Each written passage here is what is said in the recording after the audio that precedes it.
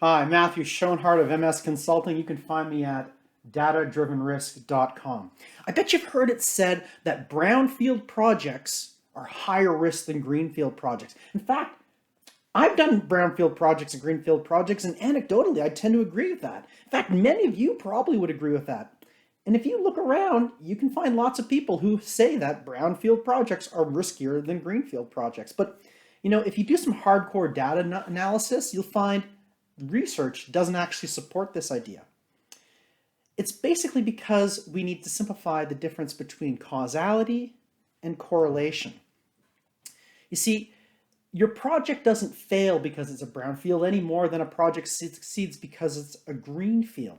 The root cause of project success and failure is that 70 to 90% of your project cost and schedule outcomes are directly tied back to systemic risks. And 2/3 of those systemic risks are how much planning you've done prior to project execution.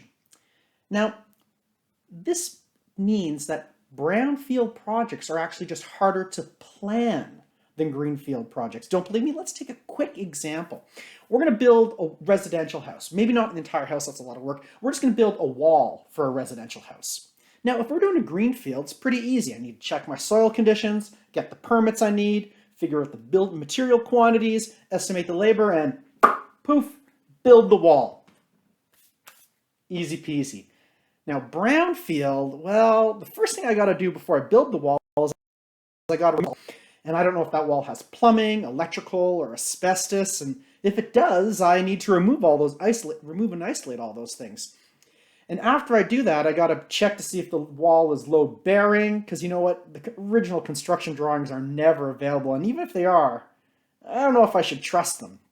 Okay, now that I'm demolishing the wall, I got to do some hoarding to contain the dust. And at the end of each day, I need to make sure the site is safe so the homeowners who still live there can keep using the site. Whew. Now the wall's down, I can put up the new wall. But after I put it up and have done all that estimating, I need to paint the wall and make sure that it matches the other walls. That's a lot more painting than I thought. And the flooring I damaged during demolition, the flooring I carefully removed prior to demolition to support construction, I have to put it all back in place, and hopefully I have enough of that flooring. Otherwise, I need to tear out all that flooring and put all new flooring in. Whew.